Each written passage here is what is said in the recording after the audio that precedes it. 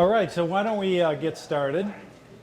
It's around 6 o'clock. I want to thank everyone for coming here to Ward 6 to our ward meeting this year. What I usually do, and we've done this in wards 1 through 5, and so we're here at number 6, and every year really, I just talk about a few things that are going on in the city and then really just throw it open to you for your questions and comments about anything you want to talk about. But of course, we have Chris Thibodeau, who's the Ward 6 alderman. I want to thank him for coming. Crystal Lloyd is a state rep from Ward 6, so I think those are our elected officials.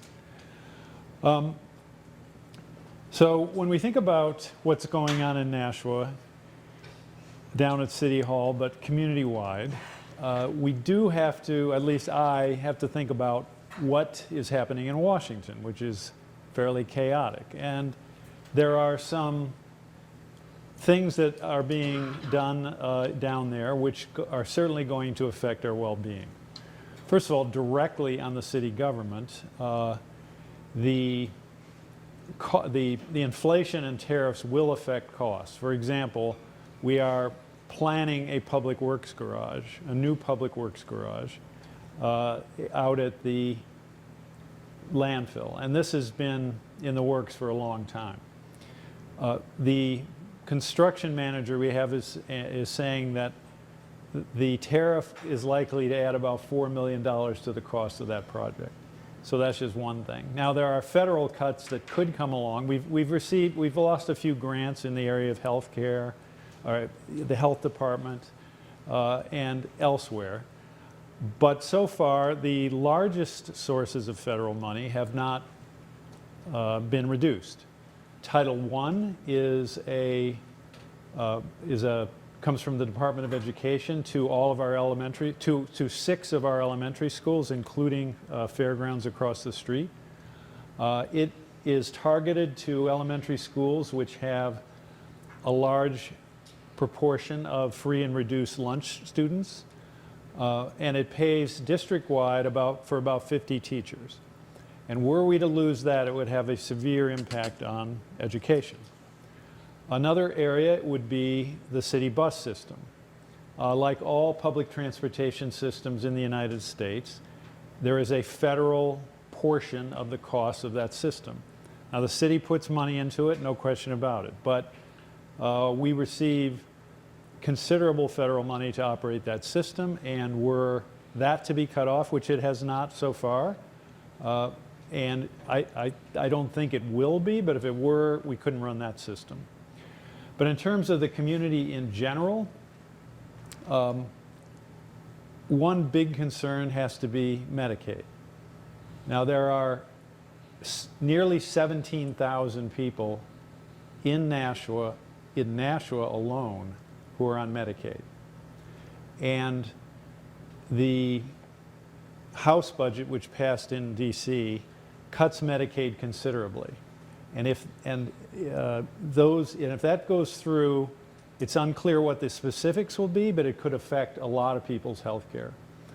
Another thing is that the expanded Medicaid that was enacted at the state level quite a few years ago now, has what's called a 90% trigger, and it's a little bit complicated, but if the money coming into the state from the federal government is not sufficient to pay 90% of the cost of the expanded Medicaid, the program ends. So were the money going to the states cut enough, that could terminate health care for not all Medicaid recipients, but I think it's like a third or something. So you could see a lot of people cut off from health care. The expanded Medicaid cuts, it pays for drug treatment specifically, and other things that people need. But moving on from Washington, here in in Nashua, one issue which we've been talking about recently, and Chris has been involved in this, is the Elm Street Middle School. So as you know, the Elm Street Middle School has been replaced by the McCarthy School down in the Southwest. And I suspect that people here may have gone to the Elm Street Middle School, or even the high school when it was the high school before 1975, was it? How many people have gone to Elm Street? Anybody? So, and you probably have some very favorable memories of the school, but it is. But right now, McCarthy has replaced it, and if you go visit the McCarthy School, it is a really nice facility. I mean, it will provide a great environment for the kids that go there. And along with that, the other middle schools were improved, including Fairgrounds Middle School across the street, expanded so that the populations are now even between the three schools. The new technology, solar panels, other things that have really improved the learning environment. So the question becomes what to do with the middle school. So over a course of really years, we had a number of sessions where we took community input as to what to do with the school. And the different ideas were the possibility of a park.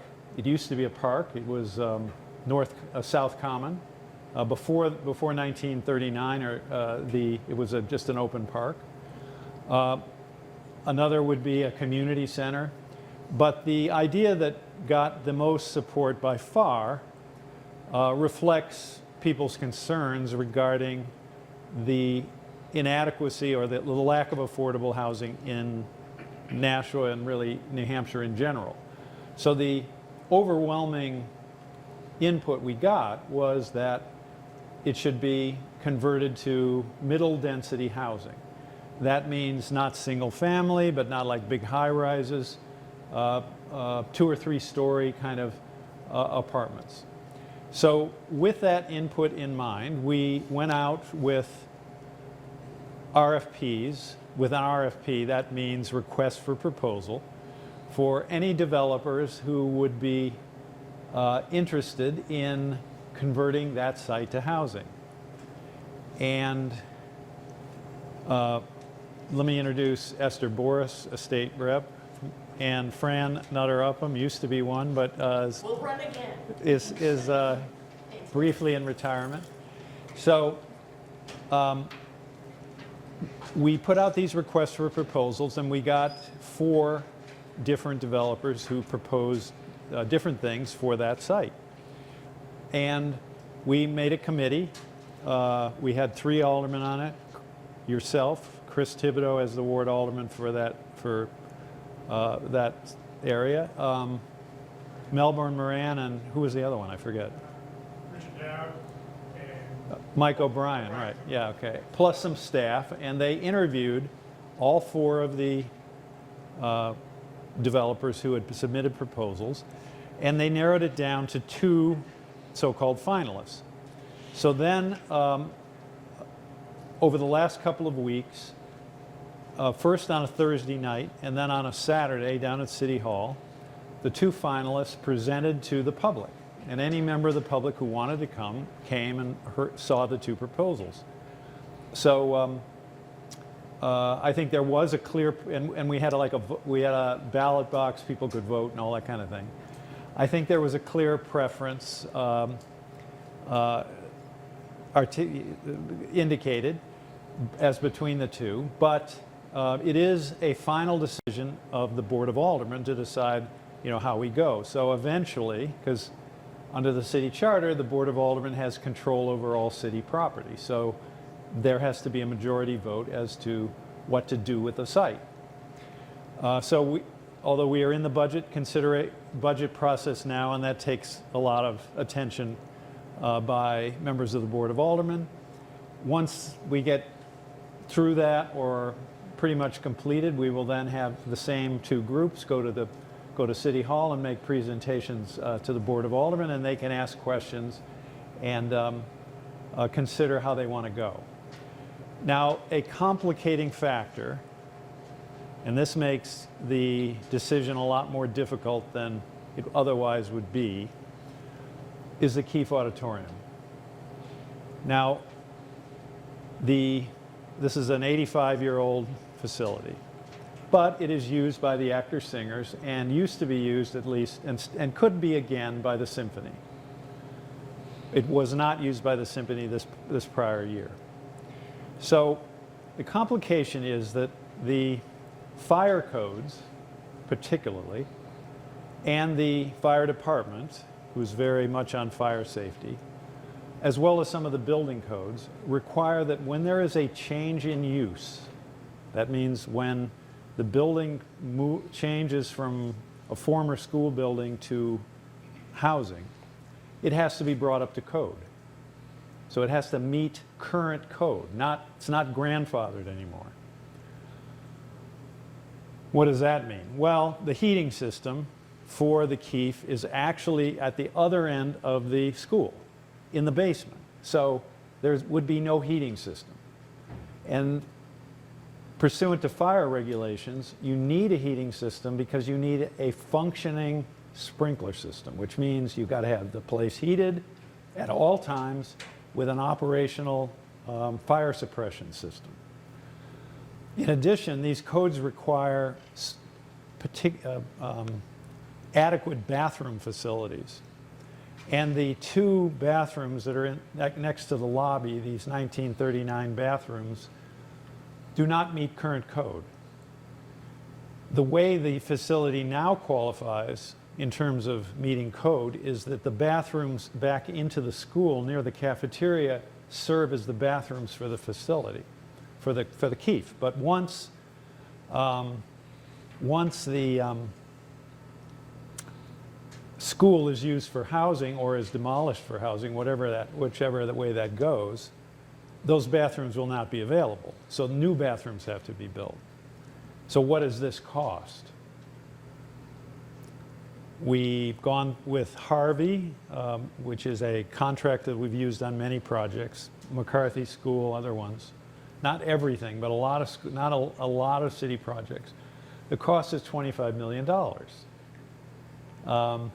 So it's a hard decision for the Board of Aldermen because on the one hand, no one wants to spend $25 million, but on the other hand, they don't want to see the Keefe really demolished. I mean, that's really the alternative. So I've proposed that we put it on the ballot for November and let the voters weigh in and just go with that. You know, if the voters really want to spend the money, okay, but if not, then we go the other direction. Now, there's some, I don't want to say resistance, but some concerns about that. You know, we need to investigate more, that type of thing. But that at least could possibly happen. And when we can talk further about the Keefe and the Elm Street if you'd like. We also are considering the city budget. I proposed a budget. Now, what my concern has been is that we are mandated to do revaluations by state law. And we are very carefully regulated concerning these revaluations. When one is completed, there's a report that is filed with the State Department of Revenue Administration that it's hundreds of pages long. It details everything. And they inspect it and they have to approve it before we can actually implement the thing. So, but these revaluations are state mandated. Now, the problem that has resulted from the two that we did, one in 2022 and one in 2024, is that the value, the prices, therefore the value of homes, went up very considerably in each case. But the value of commercial property did not. In fact, the city's largest taxpayer, the mall down in the South End, the Pheasant Lane Mall, actually its value went down, and even that they litigated. A lot of these big owners litigate with the city. We litigated and it kind of went in their direction, so that value is less than it was 10 years ago. Now, why does that affect your taxes? Because under state law, taxes are assigned as a proportion of your value as compared with the entire city. So if you had a taxpayer that represents 1% of, let's say the city were worth $100 million. I mean, it's billions, 14 billion now, but let's say it was 100 million.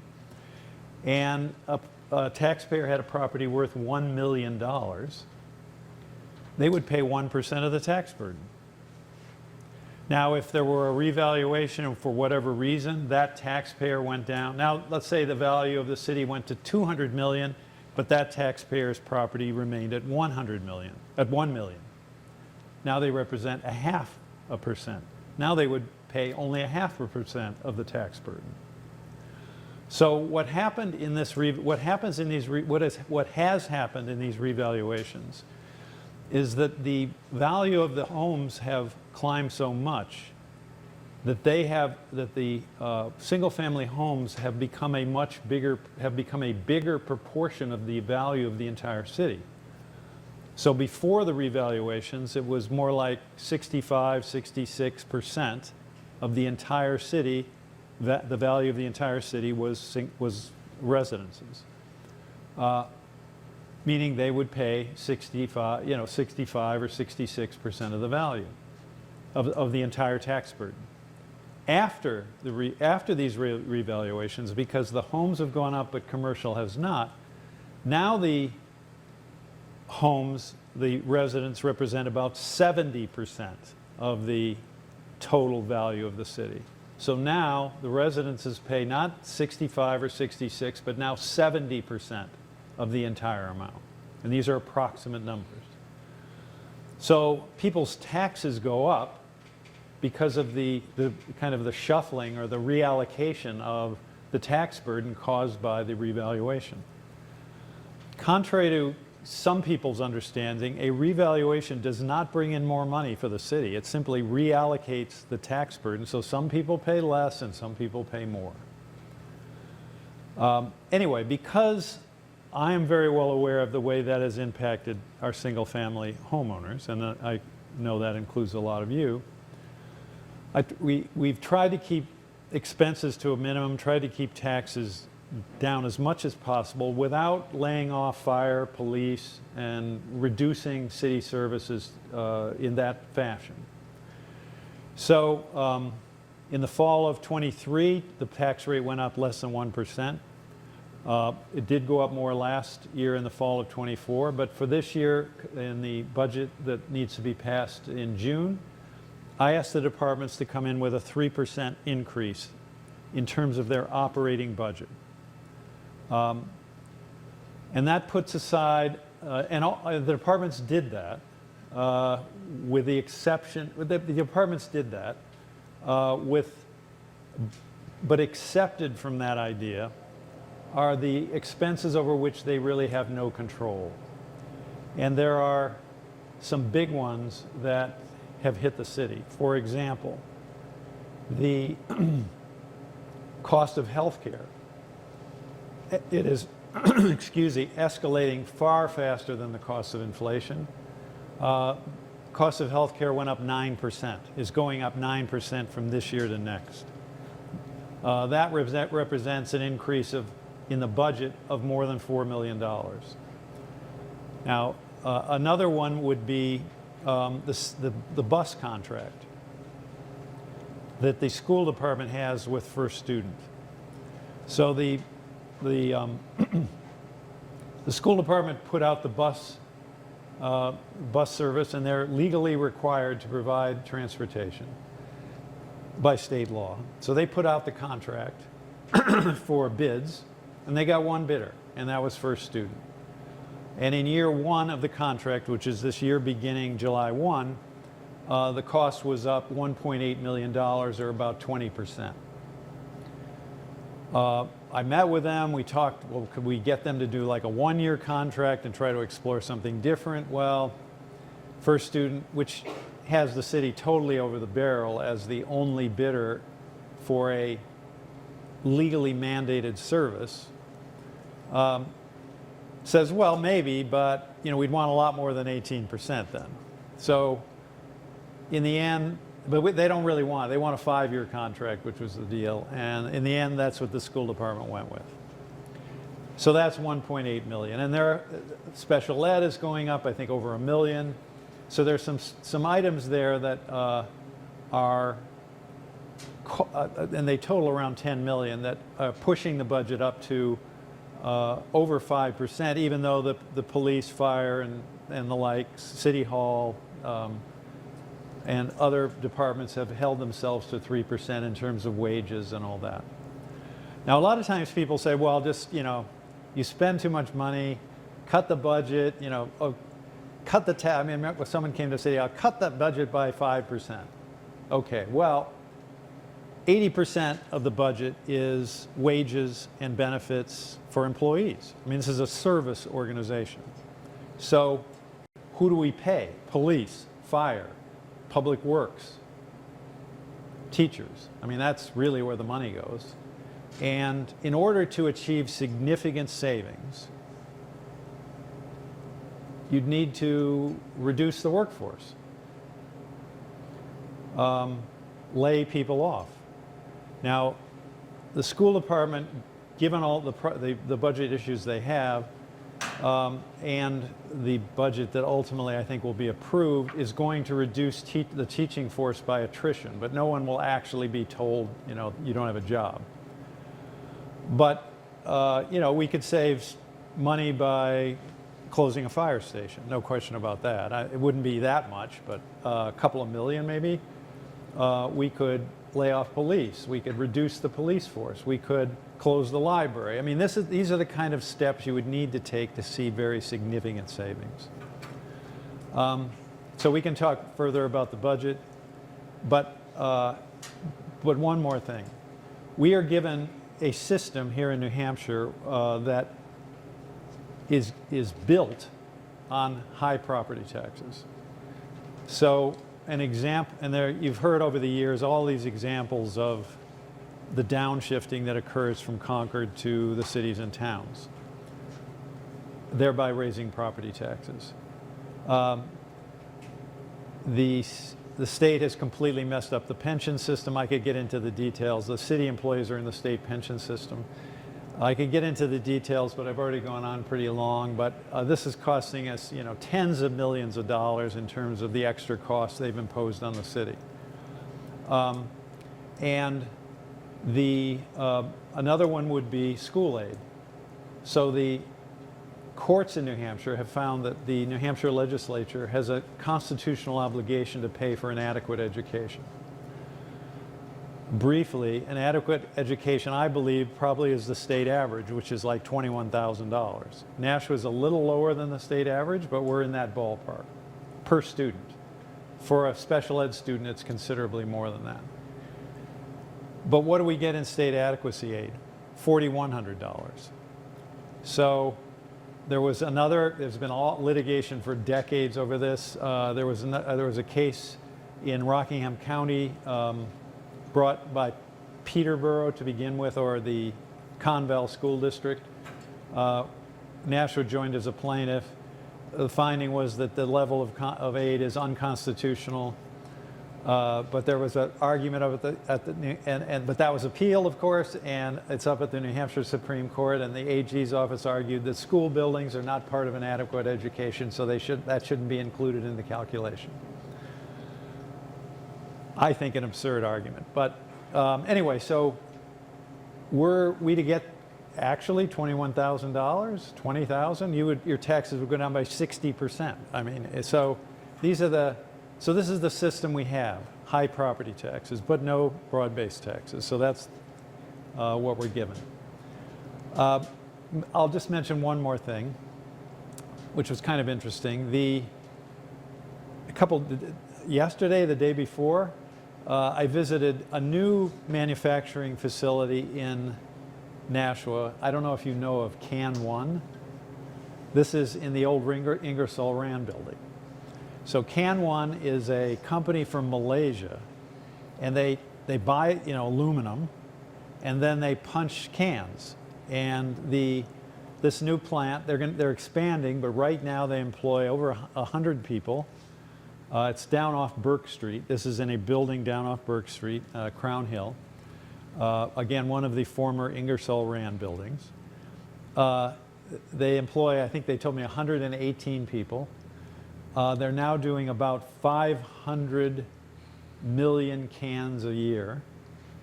But they ultimately think they put in another line. They've got one line going. They could do 2 billion cans a year. And where they're particularly focused is on kind of craft brewers and kind of specialty cans. They don't have big contracts with like Anheuser-Busch or something, but they offer very creative artwork for the cans, and so this is one of their selling points. And they're very enthusiastic about Nashua. This is their only location in the United States. But this is a new manufacturing facility which eventually probably will employ a couple hundred people as they kind of gear up and reach capacity. But with that, maybe I'll ask Chris, you want to add anything beyond, No. you correct some of my mistakes? You could do that? No? What's that? You could correct some of my mistakes? No? No, I think All right. yeah, I'm good. So why don't we just throw it open to you then? Anything you want to bring up? Any questions, comments? Yes. Please wait for the microphone. How often? Oh yeah. So what we've got here is we do televise this. So this is so make sure your question gets caught over here. How often does the city have to reevaluate property? And does the addition of new housing, how does the addition of new housing affect all the rest of us that Yes. already have a house? So the question is, how often does the city, how often do we have to reevaluate, and does housing help or hurt others, homeowners? The state law actually says every 5 years, but when we did the 2022 revaluation, we waited 4 years. We asked the Department of Revenue Administration if we could just delay it for more than 5, because we knew you could see what was going to happen, and they threatened to sue us if we did that. So 4 years, okay. But the problem was that the properties had gone up.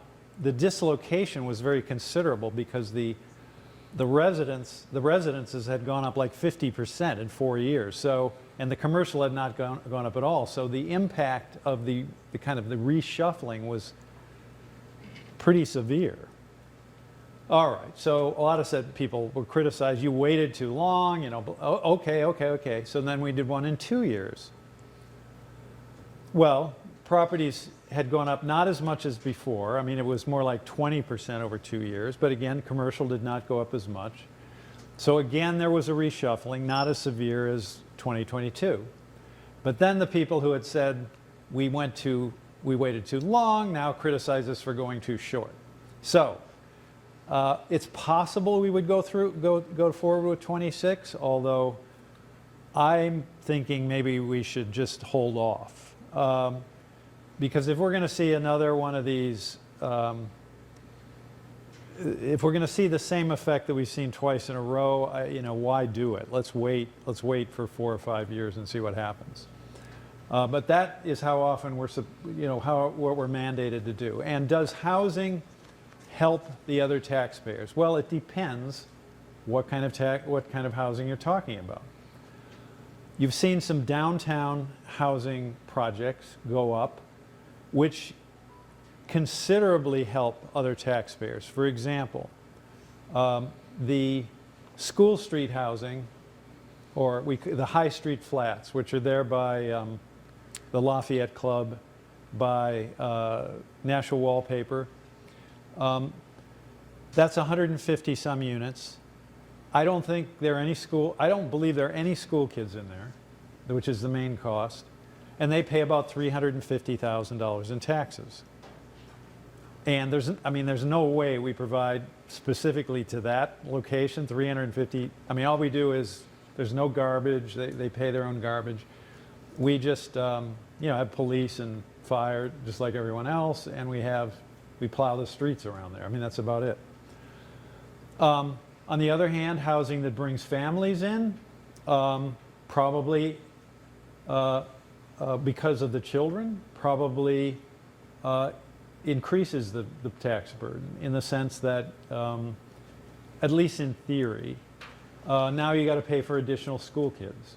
And this would apply to single-family homes or like something like Monahan Manor, which was the redevelopment of the former Bronstein. Certainly there are children in there. And we could talk a little bit more about whether a few extra kids more or less does affect school costs, but theoretically it would increase the cost. But we still, I mean, if we're going to survive as a community, as a city, we've got to have young families and kids. I mean, this is one of our weaknesses. In New Hampshire, we're an old state and we need young families. So we want housing that works for families and kids, but in terms of the tax burden, anything that affects schools is the thing that drives the costs up the most. Yes.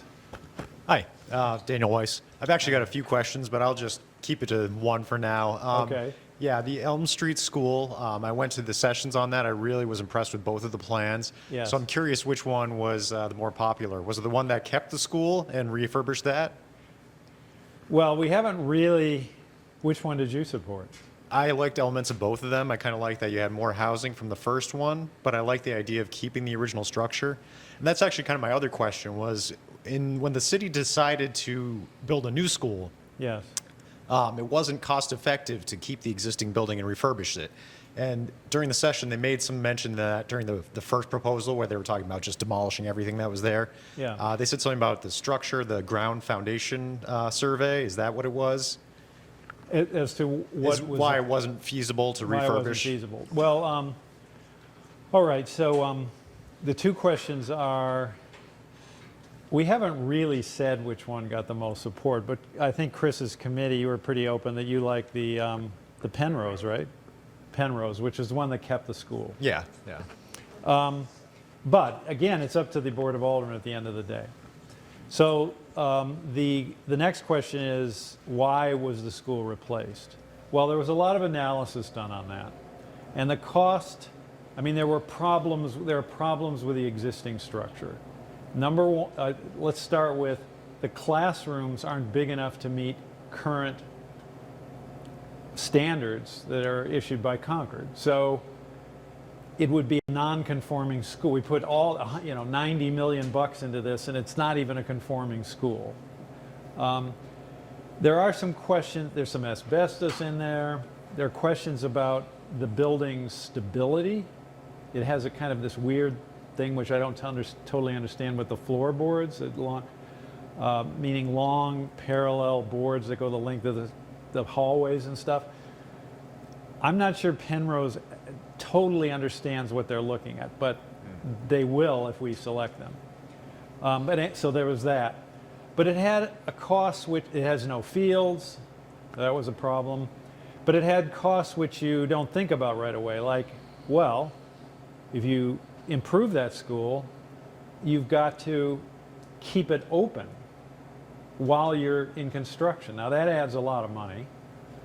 For example, you've got to build a temporary cafeteria outside of the school because at times the cafeteria is going to be closed. What does that cost? Well, I think that was like $5 million. And that would be something you would just use during construction. So in the end, it seemed the analysis suggested it would be cheaper to do a new school and move out than to.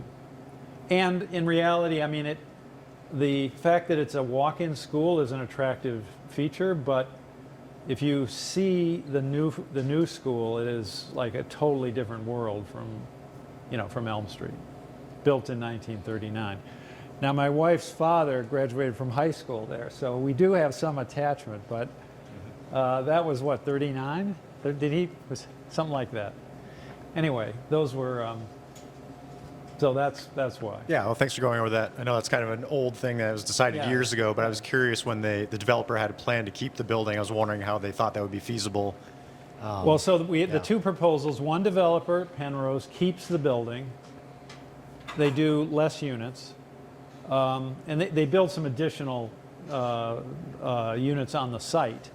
But it's a nice proposal. I mean, no question about that. The other proposer, which the committee that we had look at it didn't think was as good, would raise the school and, just completely substitute rental units and some townhouses for sale. And it would be more like 300 units as opposed to a little less than 100 for the Penrose. Yes, ma'am. Hi, Abby Bird. Thank you so much for those two plans. I watched them on television, and thank you, ETV, God love you, for putting them on. They're wonderful plans, both of them. But I tend to the Penrose, as you seem to, because it's all brick. Everything in Nashville that we've ever kept and is beautiful is brick. We have our sidewalks are beautifully done in brick. I mean, it needs to stay.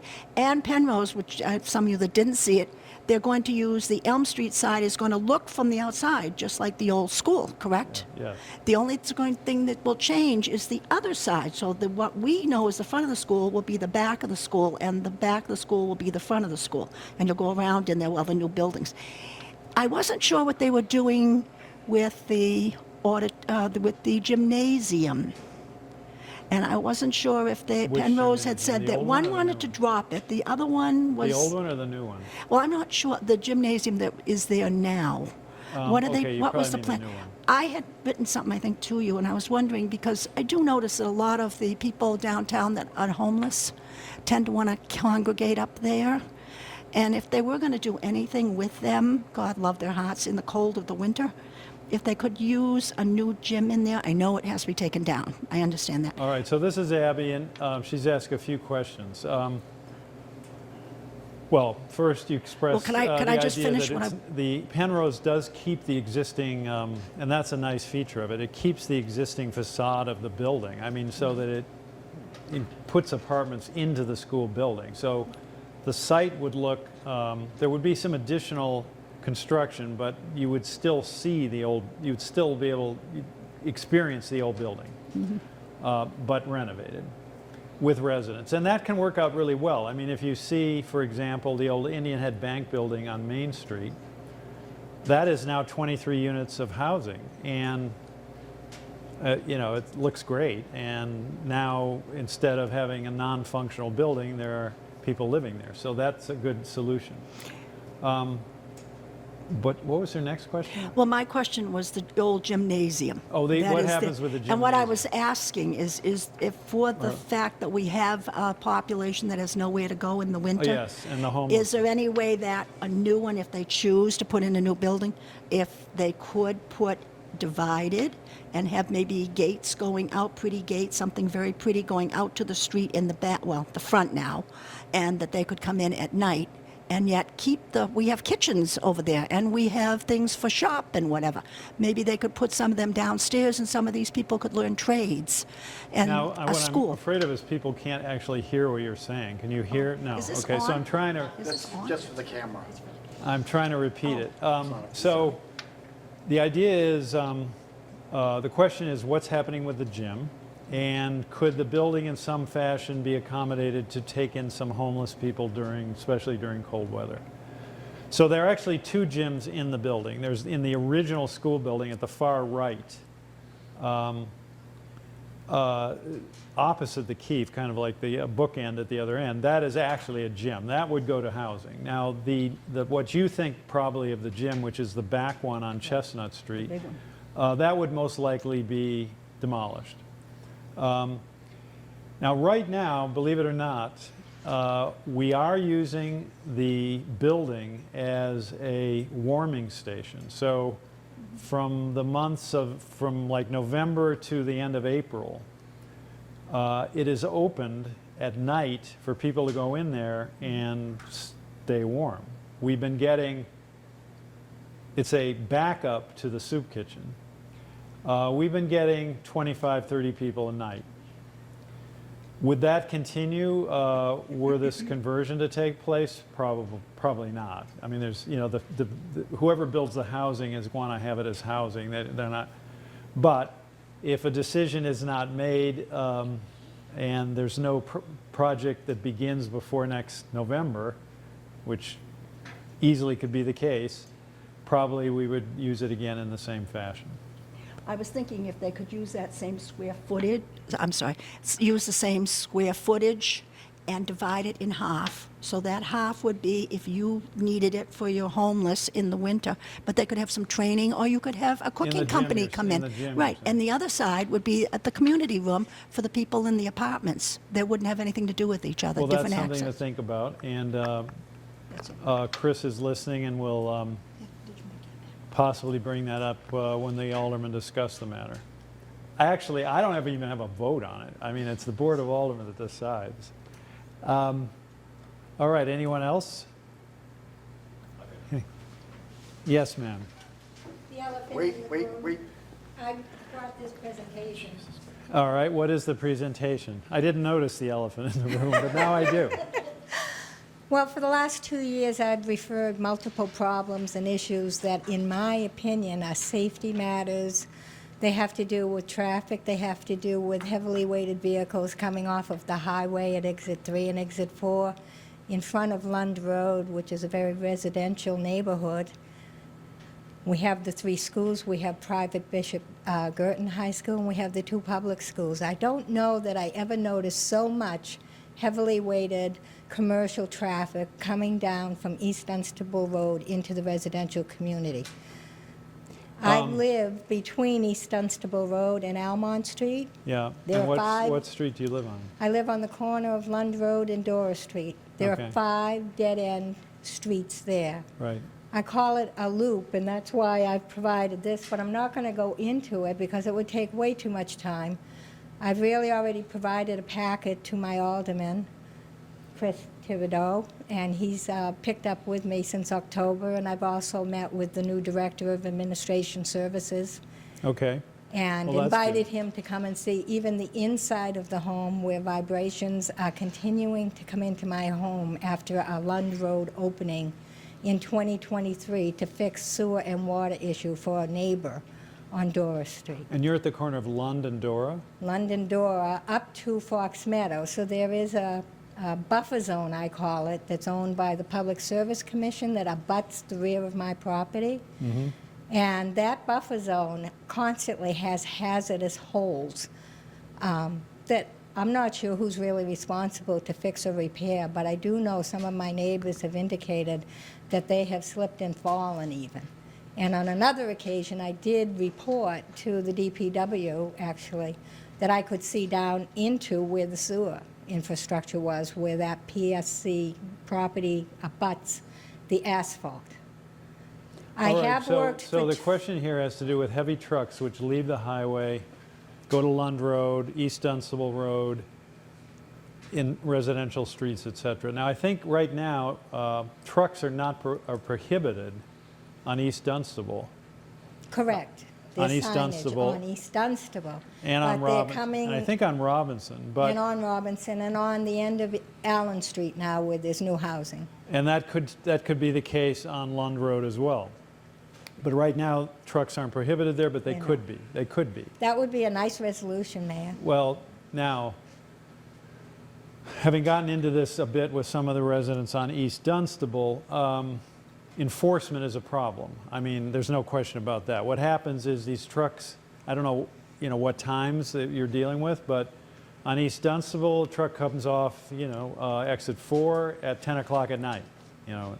Who's going to, so the only people who can enforce that are the police department, and they're on the lookout for this, but they can't have a person there at the exit 24 Understood. hours a day. So, and they're down 17 officers or 14. We can't even hire enough police. It depends on the day, but it's 17, 12, 10, 14 people retiring, new officers coming in. But so I think we could prohibit truck traffic on Lund Road if that's a problem. which might improve the It situation. might improve it, would be very helpful. But then we'd be faced with the enforcement issue. But Again, understood, but the last time that I was woken up was the morning after you had your Ledge Street gathering, and I attended that as well. And at 4:15 in the morning, some large, giant transport vehicle went by with some container kind of stuff in it and woke me up, and I absolutely Right. had to get up for the day. The other issue, though, Mayor Donchis, and thank you for allowing the input, is the damage to the roads on the shoulder area. That is just, it isn't wide enough, and there's 3 lanes of traffic trying to go 2 ways when school is in session for Bishop Girton High School. And if for any reason an emergency response vehicle has to come from Lake Street the other direction to get up to East Dunstable Road, it's really not safe. There is just no way for these students who are leaving Bishop Girton High School to navigate between the 3 lanes of traffic and emergency response vehicles. Yes. And I have provided a few pictures of how bad the shoulder area is. Well, the first, oh, go ahead. Thank you. I was going to say that most of the traffic issues happen with parents dropping their kids off, huge line. Yeah. Parents picking up their kids, huge Yeah. line. I live on Dora Street, and from Dora to Almont, 10, 12 minutes, because the cars are just backed up. Really? To go a couple hundred feet, I don't even know what it is. And the other issue is that if you come out Dora and take a right, you're forced to drive into the other lane, over the yellow lines to Oh, get because of by. the waiting cars? Yeah. All right, so can people hear what this one is? Can you hear this? All right, so the issue, we've got the heavy trucks on Lund Road, and that, an ordinance can prohibit those trucks, an ordinance that still would have to be enforced. And then the other issue for people who live on Dora is that Dora is a street that, and you know, Lund Road runs from East Dunstable up beyond, it goes by BG and goes up to exit 5. And Dora is off there, off Lund, between BG and exit 4. Well, that's only One of one, 5 one sides. street. Yeah, right, but in case people don't know where Dora is, you know. So the idea is that the cars waiting for BG students back up on Lund Street, so all the way back to Dora, waiting for the kids. I don't know, we've got that in my neighborhood too with the upper school of St. Chris, and it does cause a lot of problems for the neighbors. I don't know what we do about that. Again, I want to put that here. You're welcome to give this to the planning board, the zoning board temporarily, because I'm kind of tired of referring it. Well, But I've I don't know if you referred it want to to the give it D- up, but Megan here could take it. I've given it to the DPW director as well, and for 2 years I have mentioned all of these issues. All right, But there well- are multiple issues, it's not just one. All right, well, Chris and I will get together on this. I Yes, appreciate that. ma'am.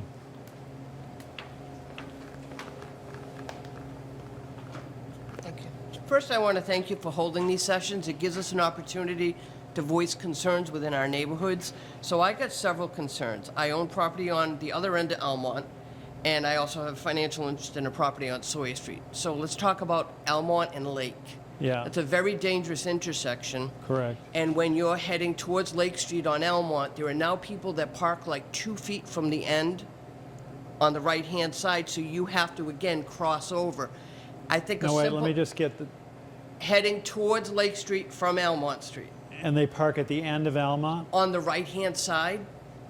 And what happens is they're parked like 3 feet from the end. A simple solution might be no parking here to corner, and it would save a lot of problems on each side because it's an issue, but it's people not wanting Yeah, to walk right. a little. But it's a hazard and it's a safety Right, issue. and what, now, do you live there or? I some- live at 3 Almont.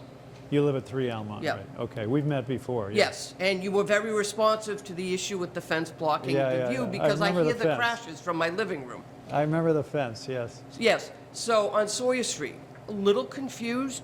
Last year, But let's Sawyer stick Street. with that one just for a second. So this is definitely within the realm of possibility. I mean, you know, first of all, you're not supposed to park within 25 feet of an intersection, but were there an actual no parking zone, that would make things clearer and easier to enforce. Were someone to park there, then they don't have to measure and dispute as to what, you know. Okay, so that's number one. What's number two? On Sawyer Street, same issue. We have Kinsley House, Street House of Pizza. I'm a Okay. patron there. People park on both sides of the end of that street on Sawyer. So when you're coming down Kinsley to take a right to try and get onto Sawyer, Yeah. if you're taking the turn between those two cars, if there's another car coming, we're looking at an accident Of waiting course, to happen. those cars are going to the pizza place. so Correct. we're not going to make the pizza place very happy if we. No, but and I'm a patron of there, but I park further up and Yeah. I walk. But people are too lazy. Again, maybe a sign. They used to have a sign there, right next to Kinsley House, right next to the sign, no parking from here to the corner. Yeah. So some of these, some of And these that things. sign is gone? Oh, yeah, they grew legs. Pardon? They grew legs. Well, probably the ordinance is still there. That probably wasn't taken away by an ordinance. It probably just, someone took it down or something. So we could look at that and put the sign back up. So that's nice to know. Sawyer Street was on the list to get paved last year. And did it? No, and I call it the roller coaster road because when you're driving down, Yeah. so it was on the list. So this year I saw it, we got a postcard. Your street is going to be paved this year. We're like, yes. It's not on the master list. So I've communicated with the Public Works Department and they're like, look at the master list. I did. We got a postcard saying it's going to be paved this year. It's not. Well, yeah, but you're a holdover, so you'll get paved. There's streets getting paved all around us, but not Sawyer. Well, we'll check that out. So sometimes what happens, now, you might have noticed, we're paving a lot of streets. I mean, this is an expensive proposition, but every street in the city is given a rating, a so-called, on a paving condition index scale of 0 to 100. And over a long time, the city did not do much repaving. We were doing like 5-6 miles a year. Now there's 300 miles of streets. So we're on a 50-60-year replacement schedule. So over the last 8 years, we have paved or crack sealed like 80% of the streets. But sometimes when there's a weather dependent issue, especially near the end of the season. And sometimes when something doesn't get reached from last year, it's pushed to the following year. So, but we'll check out Sawyer Street. And last thing is parking, again on Sawyer Street. Yeah. Fire trucks use that from the Lake Street Okay. Fire Station. People are parking on both sides of the road. Even when you're in a single vehicle like mine going to my parents' house, you cannot fit. And I'm concerned again about fire trucks and whatnot, so I don't know if we can have parking. Now, is parking allowed on both sides of the street? It is, but it's gotten to the point where there are too many people doing it, so you can't even like zigzag through. Yeah. So I don't know if the solution is only parking on one side of the street, but it's just, to me, it's a safety issue that I'm very concerned about. All right. Whoops. As part of the repaving, is there any intention to improve the sidewalks as well? Really, the sidewalks are in pretty bad shape. Sometimes they don't exist. Yes. So the point here is the sidewalks are in bad shape. Yes, no question about it. The sidewalks are in really bad shape. It's just, so we prioritize the streets is the reality. I mean, the sidewalks, they cost a lot more than you might think to rebuild a sidewalk. So over 10 years, we're spending, believe it or not, $75 million on paving. Were we to do an equivalent sidewalk thing, it wouldn't be 75 million, but it's 10 million, something significant. But you're right that, we're doing a little bit every year, but nothing that makes a big dent in it. So I think once we kind of stabilize the streets, and we're just about through with that, maybe we should undertake the sidewalks. But the So the paving condition index average has gone from something in the low 60s up to near 80, citywide average. But really, the sidewalks have to be something that we look at next to, because we want it to be a walkable city. I mean, take for example I don't know. There's a lot you could point out, but Kinsley Street on the south side's not too bad, but next to the cemetery, it's like, it's like terrible. There is technically a sidewalk there, but not really. Maybe you don't need it on both sides of the street, I don't know, but it's citywide. It's citywide. But you're right, they're in bad shape. Now, if there's a specific place where you think things are dangerous, we can get Public Works to go and fix a section, but to do a wholesale project is a lot of money. We've surveyed the entire city, though. We have a survey of all the sidewalks in the city that has documented the condition in like every block. So we know what's there. Yes? Related to the sidewalks on the section of Lund Road, Sidewalks on Lund Road, yes. there are none. There are none, yes. On I the get that. 90 feet of frontage that I own. Yes. There's also no curbing, there's also no sidewalk on the opposite lane. So again, when youths are trying to... Yeah. So is there a distinction or a rule with this rating that either at least one side or the other of the shoulder should have a walkable area? So all right, so the question is this rating I'm talking about require sidewalks? And the answer is, well, this just has to do with the condition of the street pavement. And when we're talking sidewalks, I believe there are 150 miles of sidewalks and 300 miles of streets or whatever. So there are places like Lund Road that have no sidewalk.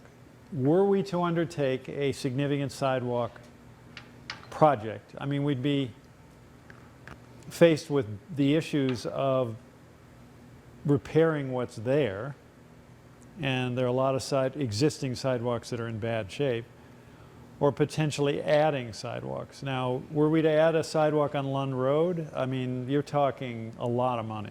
Just for, I'm not actually asking for it, I'm just letting you know. there are none, yes, I get that, yes. There should be, yes, there should be, but there aren't. Yes.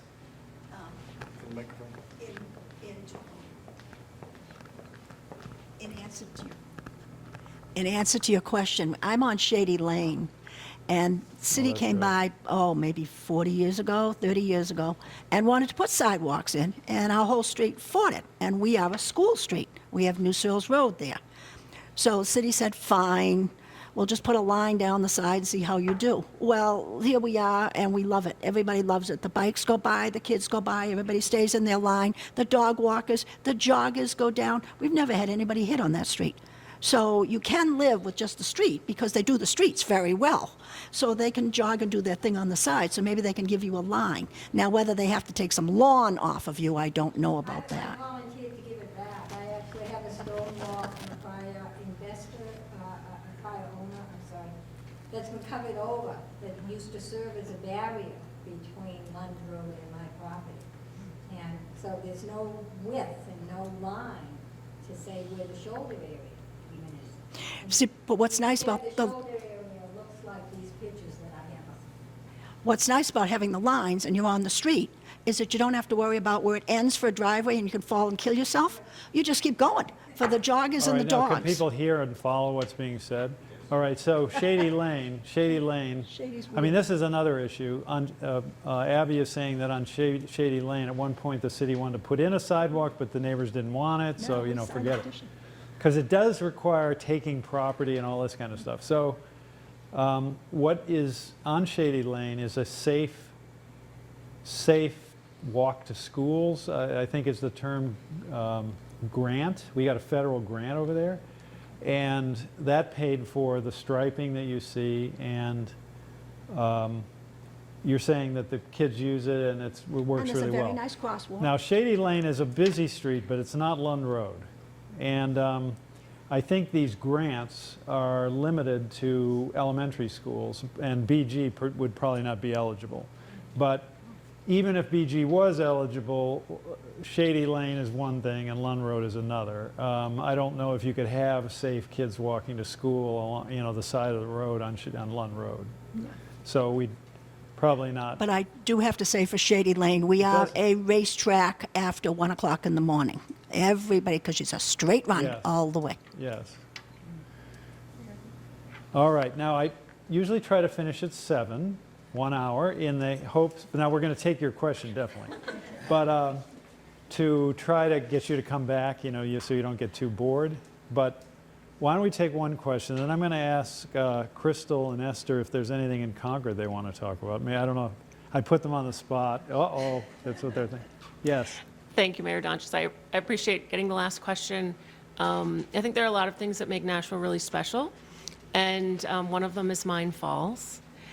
And I'm sure I'm not the only one that has noticed that there are a couple of locations in Mine Falls Yes. where some homeless people, unfortunately homeless people, have taken up Residents. kind of an encampment. Right. And I have a lot of concerns about that. I have concerns about those individuals, you know, whether it be mental health or substance abuse or whatever has led them down the path to not having the ability to avail themselves of other resources and have decided to live outdoors. But I think there's a public health issue to be made, regardless of the feelings of maybe lack of safety that people trying to use Mine Falls may feel. I don't know that there have been any issues with any of those specific encampments, shall I call them, but there's trash. Yeah. And there's got to be human waste. And going into the water, it's got to be there. I mean, because there are no facilities in Mine Falls. So Don't we I have wanted to porta raise potties this down up as there? a concern, as something that, you know, with a lot of kindness and not meant to like go in and just, you Yeah, I know, get it. hurt people who clearly are suffering, but encampments in Mine Falls, not a good idea. So I was hoping maybe there's something that the city is planning to do there, or, you know, I don't know what the answer is, but it's a concern. All right, so the question here has to do with the homeless population and encampments in Mine Falls Park. Now, a very difficult problem that we spend, believe it or not, quite a bit of time on. But you've raised issues of safety, cleanliness, things like this. I mean, as you probably get, you know, the difficulty with the problem of homelessness is the city gets very limited help or support from either the state or the federal government. Now, this is not a Nashua problem. I mean, look at Manchester, look at everywhere. It's Nashua in the sense that the towns, you know, people come, if a person is homeless in Amherst, they're not hanging out there, they come into Nashua. So, you know, we get the bulk of this region. What do we do? I mean, the soup kitchen moved from 40 beds to 92. And that was a $9 million, $10 million project. The city put a little money into it, but they raised it privately. Did it solve the problem? No. You know, they got 90 people in there, and they're better off, but there's people still a lot more, you know. The problem, so we will take a look at Mine Falls. We like to keep them clean. Sometimes we put up porta potties, but the problem is if you move people from one place, they go somewhere else, and then the complaints are elsewhere. Was there a parking lot or something at one point where they were encouraged to? Yeah, well, the neighborhood went, Yeah. you know, was very upset, let's put it that way. So at one point, this is in 23, the police department was saying, well, what happened was, God, it's just so complicated.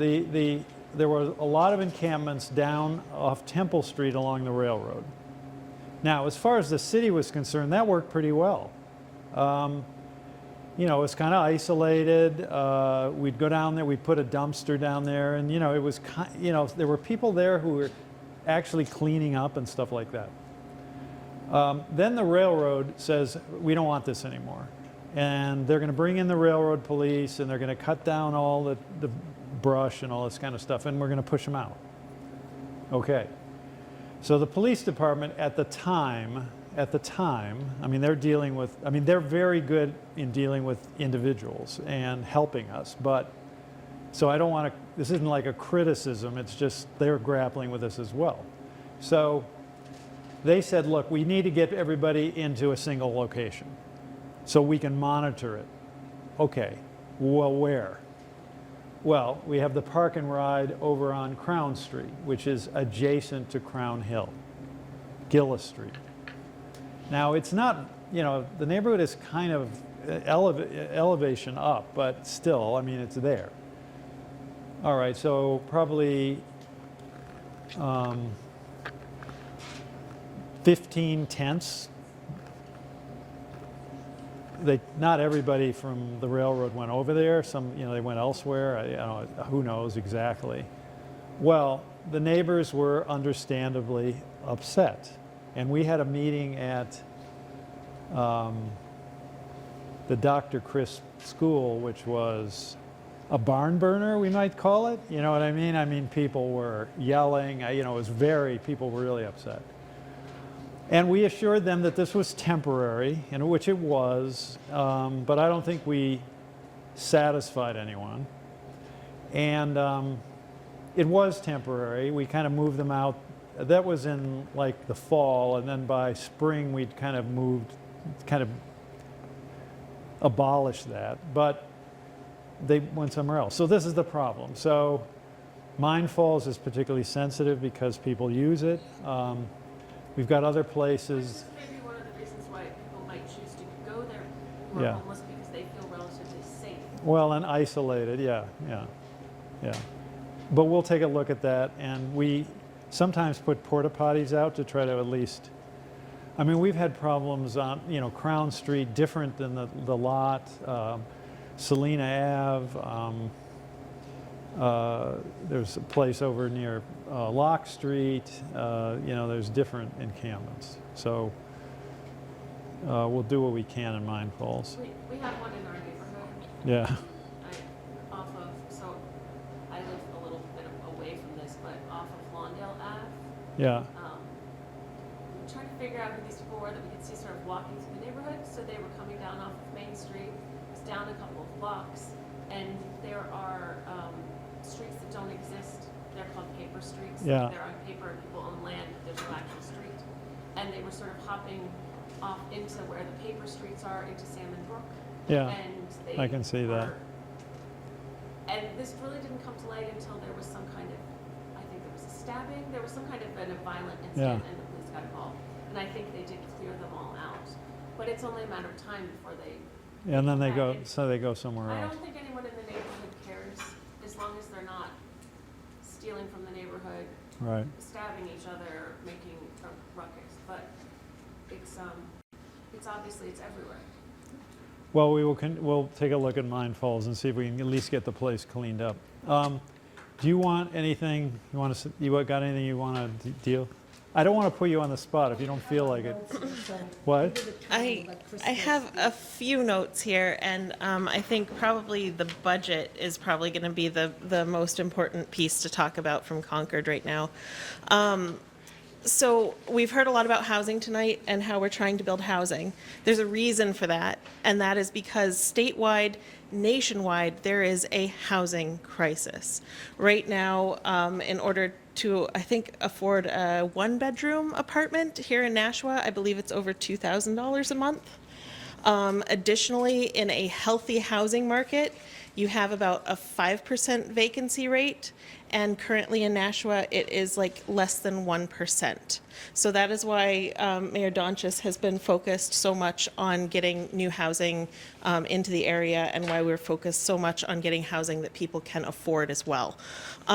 With all of that, we had some really difficult budget issues this term in Concord. The budget that just passed basically cut a lot of really good things. Pass the House, but not the full. Yeah, through the House, sorry. I wish Cindy Rosenwald was here because it's gone over to the Senate now, and we're really hoping we can get some of these things built back in. But there is a $52.5 million cut to Medicaid provider rates. We heard from St. Joe's president at a Chamber of Commerce event the other night that is going to have a huge impact on everybody's health care. There was a $37 million cut to the community mental health services. So if we're looking at folks who are needing to get help and get aid, there's just not the money for it there. And what I always tell people, what I try to tell people and make them aware of is the downshifting of costs, because costs cut at a federal level and a state level means costs paid out of your pocket at the local level, because there, as we've seen here tonight, there is no stopping the need of services. That's why we're in a community. That's why we're in a town. We need roads to be paved. We need sidewalks to be, walkable. And if we cut it at the state level, then it's more to come up with from the local towns-payers. Let's see here. In education and workforce development, there was a $4 million cut to the community college system, a $50 million cut to the university system. All of these things are the ways that people get ahead in the world and can have upwards class mobility. The only thing that allows us to get ahead from where we start out in life is a good education. And if we cut people off from that now, what's going to happen in 4 years, 5 years, 6 years? Let's see. They did have a $32 million expansion of private school vouchers, even though they cut for the public schools and the community college systems. Let's see. Sorry, there's just so much to go over. In general, there have been a lot of cuts to everything. Pretty much everything that could be cut was. Cuts to family planning. There were cuts to the child advocate. Those are the people who go into courts and help on behalf of abused children. There were a lot of cuts. Everywhere that could be cut, they cut. And we tried to build out a better budget. We tried to build it back in. Unfortunately, we don't have the numbers, and a lot of it was shut down. So it's in the Senate right now. We're hopeful that Cindy can work some magic and get a few things built back in. So please take a moment to write to Cindy on things that you want to see. There are some really good graphics and websites and things like that that say exactly what was cut. This is just a general overview. Yeah, hopefully we can get some of that built back in for everybody. All right, well, thank you, Crystal, and thank you all for coming. Thank you, Chris, for, he's going to solve all the problems of Ward 6, everything he's heard about, they're going to be solved by, so, and if there are any problems, he's at fault. Anyway, so thank you for coming. Your comments and questions are very helpful, and we always learn something. And, if you have, where's Megan? Over here. Megan Karen works in the mayor's office, chief of staff. If you have issues, you can always call her, call Chris. We'll try to help wherever we can. Thank you, Mayor. Anyway, thanks a lot.